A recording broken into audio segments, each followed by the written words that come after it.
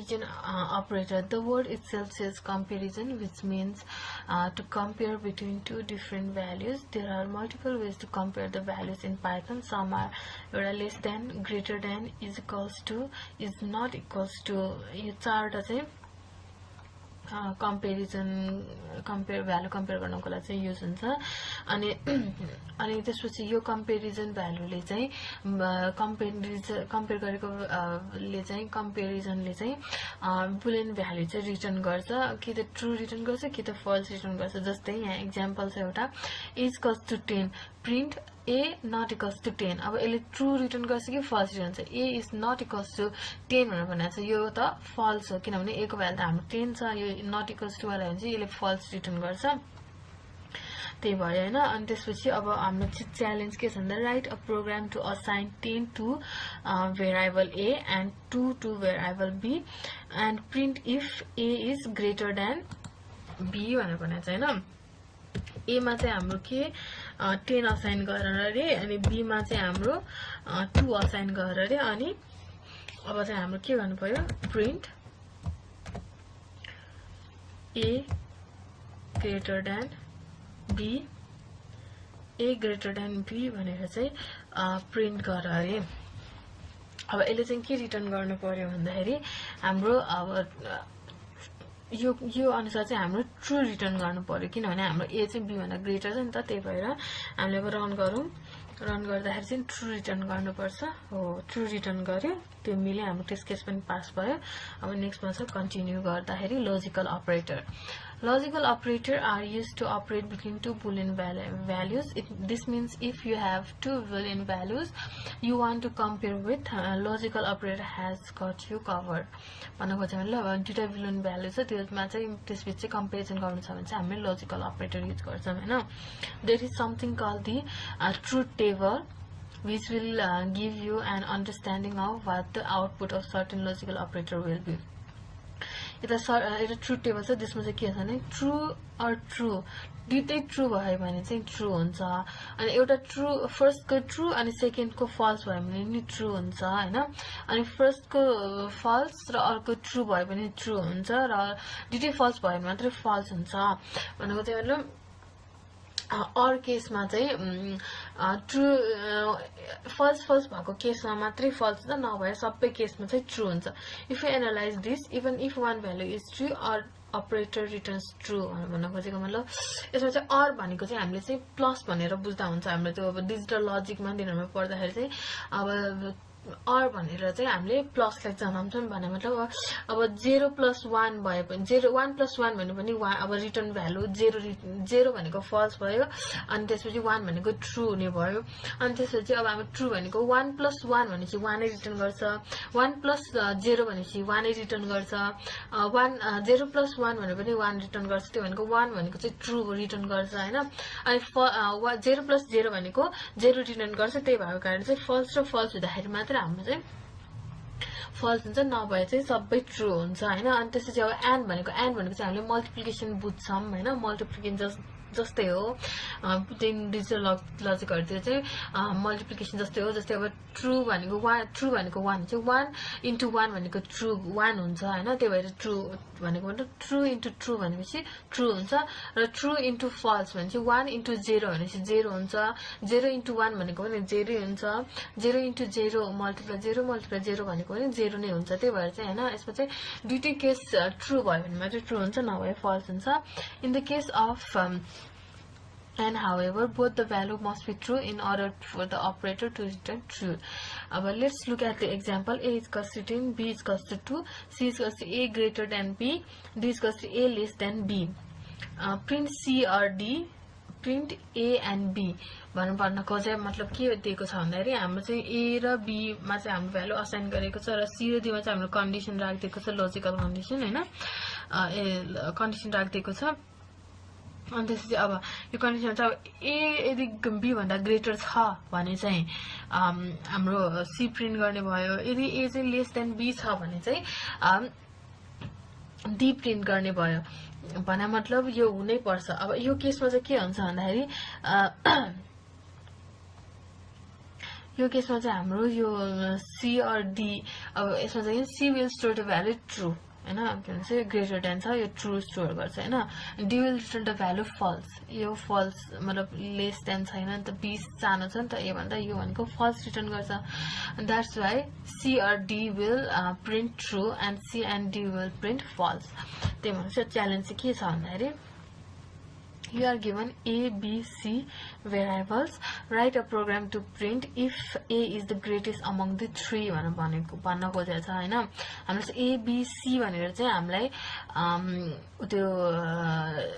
दिएको छ हैन write a program to print if A is the greatest among three भनेर भनेको छ है print A is greater than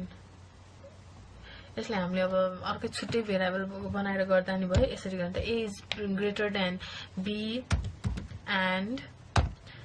A is greater than C भयो भने चाहिँ यदि अब यसको दुईटै जो चाहिँ सबभन्दा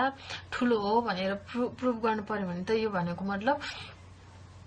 A भन्दा पनि ठुलो हुनु पर्यो र B भन्दा पनि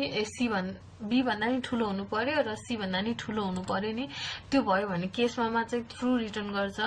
नभए चाहिँ हाम्रो फल्स रिटर्न गर्छ अब यो यसलाई प्रिन्ट गर्दा चाहिँ अब हाम्रो एक्सपेक्टेड आउटपुट चाहिँ फल्स हो हाम्रो आउटपुट पनि फल्स चाहिँ आउनु पर्छ हैन त्यसपछि मात्र मिल्छ भने चाहिँ हामी रन गर्दाखेरि चाहिँ अब के आयो भन्दाखेरि सक्सेस भनेर आयो हैन सक्सेस भनेर आयो अब यसले अर्को केसमा चाहिँ कसरी गर्न मिल्छ भन्दाखेरि यसलाई हामी कमेन्ट आउट गरिदिन्छौं हैन यसलाई चाहिँ कसरी गर्न मिल्छ भन्दाखेरि हामीले अर्को डी भन्ने एउटा असाइन गरे भेरिएबल जसमा चाहिँ a ग्रेटर देन b र e भन्ने बनायो त्यसमा चाहिँ a ग्रेटर देन c दुईटै ट्रु कन्डिसन हुनुपर्छ नि त्यो भयो भने मात्रै चाहिँ हाम्रो भ्यालु ट्रु आउँछ नभए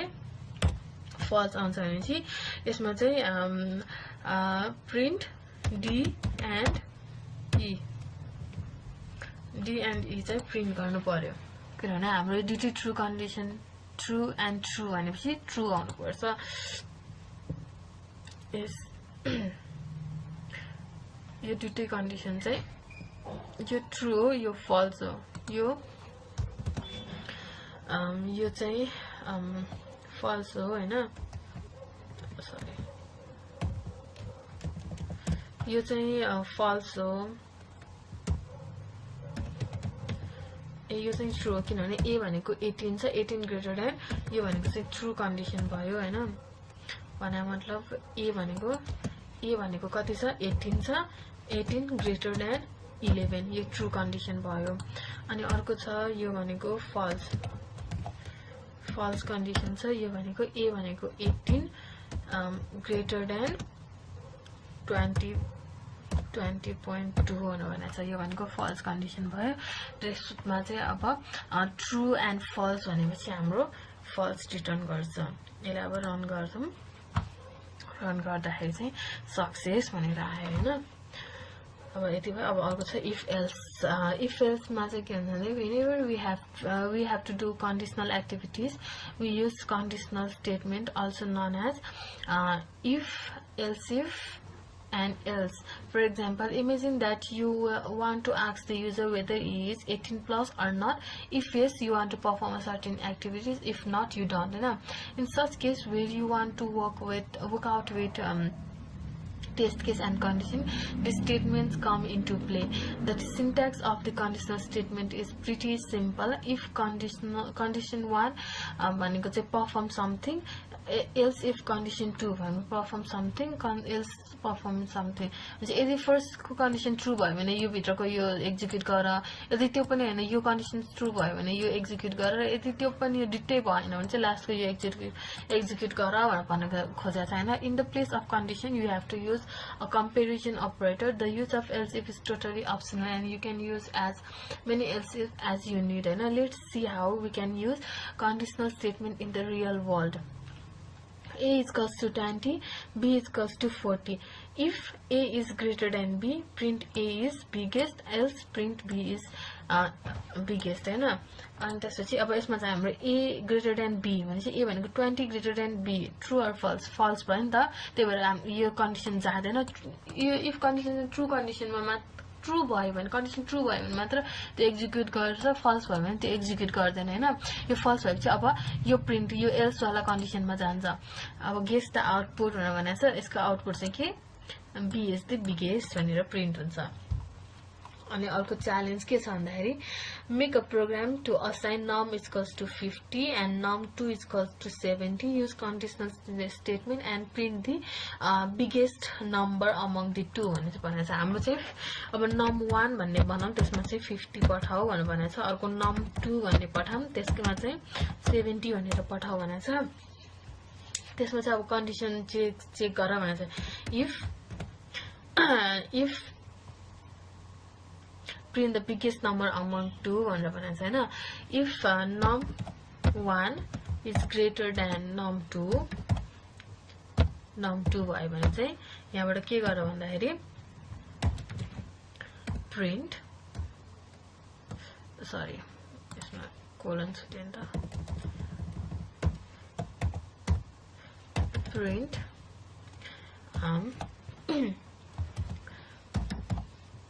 num1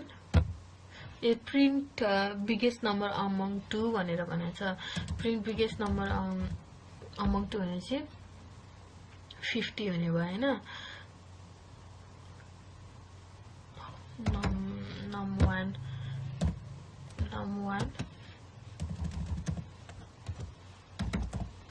num1 is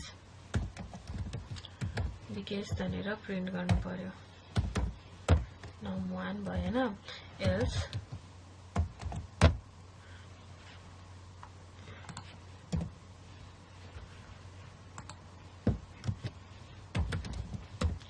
print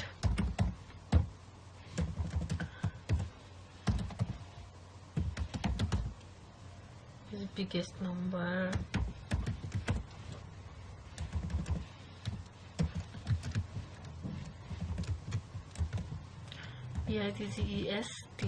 biggest number भन्ने हैन num2 भयो अब हाम्रो चाहिँ यसमा चाहिँ कुन प्रिन्ट हुनु पर्यो भन्दाखेरि num2 is biggest number भनेर यो चाहिँ प्रिन्ट हुनु पर्यो रन कोड गर्यो टेस्ट केस चाहिँ रन भएन यो num2 आउटपुट चाहिँ आयो हैन तर टेस्ट केस चाहिँ फेल भयो किन भन्दाखेरि हामीलाई यहाँ नम्बर मात्र प्रिन्ट गर भनेर भनेको छ हामीले चाहिँ यहाँ भित्र स्ट्रिङ पठाएर यसरी देखाइराछौं यो भनेको यसको एक्सप्लेनेसन डिस्क्राइब गरिराछौं त्यो कुन चाहिँ नम्बर हो भनेर हैन हामी यसलाई चाहिँ हटाइदियौं अनि टेस्ट केस पनि राइट हुन्छ त्यसपछि यसको त यो चाहिँ नहटाउँदा नि हुन्छ किनभने हाम्रो त फल्स नै आउनेवालामा छ भनेपछि यो तलको मात्र मतलब पनि भयो त्यो नहटाउँदा नि हुन्छ त्यही पनि अब हटाइदिन्छ नि दुईटैमा केही हुँदैन रन गर्दाखेरि चाहिँ अब टेस्ट केस पनि पास हुने भयो यो पनि पास भयो त्यसपछि अब अर्को छ व्हाइल लूप भन्छ the repetition of a certain code is known as loop there are two many ways to perform looping in Python The first is while loop, the second is for loop. एउटा while loop छ अर्को for loop छैन The main thing that separates while from the for loop is that while loop uses conditions to repeat the code. The syntax of the while loop is while अनि condition अनि त्यसपछि यसमा अब स्टेटमेन्टहरु भयो अनि the way while loop work are that it keeps repeating the code until the condition become false. Condition चाहिँ false नभएसम्म चाहिँ यो चाहिँ लूपमा घुमिरहेको छ यो चाहिँ त्यो कोड चाहिँ रिपिट गर्दै गरे हुन्छ हैन Therefore we gradually make a logic to end the loop by making the condition go false after running some round. For example C को भ्यालु चाहिँ हामीले 0 असाइन गर्यौं अनि यदि C को भ्यालु चाहिँ लेस देन 10 भयो भने चाहिँ प्रिन्ट C गरेछौं हैन प्रिन्ट C गरेपछि अब हामीले चाहिँ यसको लागि यो लूप चाहिँ एन्ड गर्नको लागि चाहिँ हामीले अब रङवाला अर्को एउटा हामीले स्टेटमेन्ट थपिदियौँ जसमा चाहिँ के हुन्छ भन्दाखेरि यसमा सी को भ्यालु 0 त्यो ट्रु भयो भने चाहिँ अब यसले चाहिँ प्रिन्ट सी यसले सी भनेको 0 प्रिन्ट गर्छ हैन 0 प्रिन्ट चाहिँ अब त्यो 0 लाई चाहिँ फेरि उसले एकचोटि इन्क्रिजमेन्ट गरेपछि 1 हुन्छ भनेपछि यो पनि प्रिन्ट हुँदै जान्छ अब 9 सम्म पुग्छ 9 + 1 भएपछि 10 हुन्छ 10 लेस देन 10 हुन्छ हुँदैन त्यही भएर त्यो फल्स कन्डिसन ल्याउनको लागि चाहिँ हामीले चाहिँ त्यहाँ c + = 1 गरिदिन्छौँ अनि त्यो 10 भएपछि उसले चाहिँ 9 सम्म मात्रै प्रिन्ट गरेर चाहिँ आउटपुट देखाउँछ अब यसमा भनेको छ हैन So what we are doing in this code is that in the first round c is less than 10 is true, but we are incrementing c every time, and eventually in the 10th round c will be 11 and then c is less than 10 will become false and the while loop will eventually stop. त्यही भनेको हो हैन अनि अर्को छ right a challenge हामीलाई हैन write a program to print hello world 10 times using while loop use गरेर चाहिँ हाम्रो hello world प्रिन्ट गर भनेर भनेको छ हैन अब फर्स्टमा चाहिँ हाम्रो एउटा दिम स्ट्रिङ दिम हैन स्ट्रिङमा चाहिँ के गर्नु पर्यो भन्दाखेरि हेलो वर्ल्ड लेख्नु पर्यो हेलो WILD लेख्नु पर्यो हैन अनि हेलो वर्ल्ड लेखिसकेपछि चाहिँ अब हामीले while str लेस देन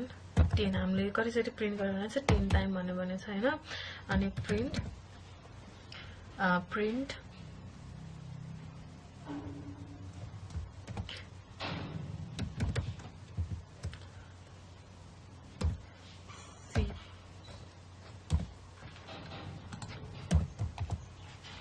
हाम्रो चाहिँ यहाँ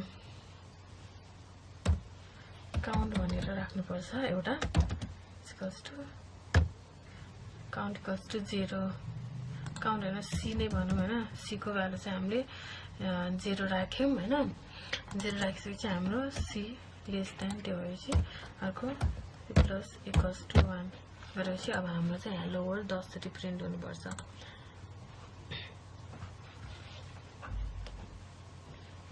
लाइन 4 मा चाहिँ एरर देखायो भनेर भनेको छ किन देखायो भन्दाखेरि हाम्रो यहाँ प्रिन्ट हामीले स्ट्रिङ प्रिन्ट गर्न लागेको हो त्यो प्रिन्ट गर्छौं अनि त्यसपछि सी प्लस यसलाई चाहिँ इच टाइम यसलाई इन्क्रिमेन्ट गर्दै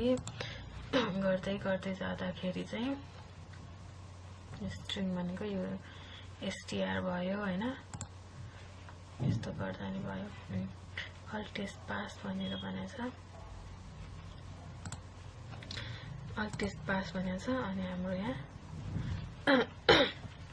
यो प्रिन्ट भयो हेलो वर्ल्ड अब हाम्रो 10 चोटि अब यसलाई चाहिँ हामीले 100 चोटि पनि गर्न सक्छौं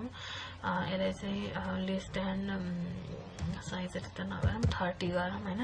त्यति चोटि पनि गर्न सक्छौं रन द कोड भनेर भन्यो हैन अब यो 30 चोटि प्रिन्ट भयो 1 2 3 4